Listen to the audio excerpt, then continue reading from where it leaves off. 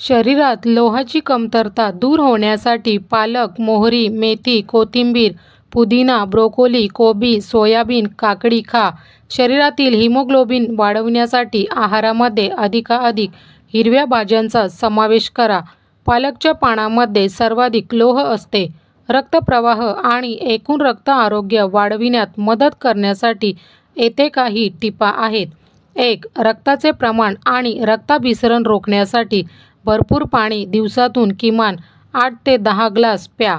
2. रक्तप्रवाह आणि एकूणच हृदय व रक्तवाहिन्यांसंबंधी आरोग्य सुधारण्यासाठी चालणे, सायकल चालवणे किंवा पोहणे यांसारख्या मध्यम शारीरिक हालचाली करा. 3. लोहयुक्त पदार्थ: लाल मांस, पालक, सोयाबीनचे फोलेट, हिरव्या भाज्या, लिंबूवर्गीय फळे आणि व्हिटॅमिन बी.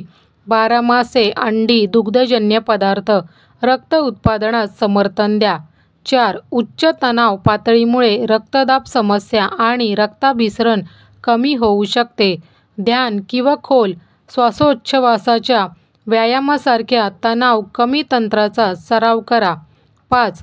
तुमच्या शरीराला रक्तपेशींचे उत्पादन आणि नियमन करण्यास मदत करण्यासाठी दररोज 7 ते 8 तास झोपेचे लक्ष्य ठेवा.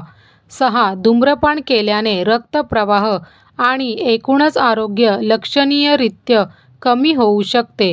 धूम्रपान सोडण्यामुळे रक्ताभिसरण आणि एकूणच कल्याण मोठ्या प्रमाणात सुधारू शकते. 7. जास्त मद्यपान केल्याने रक्त पातळ होऊ शकते आणि रक्ताभिसरण कमी होऊ शकते. 8. जिनसेंग, अश्वगंधा आणि बीटरूट ज्यूस सारख्या काही औषधी वनस्पती रक्तप्रवाह आणि एकूण रक्ताभिसरण सुधारण्यात मदत करू शकतात. 9.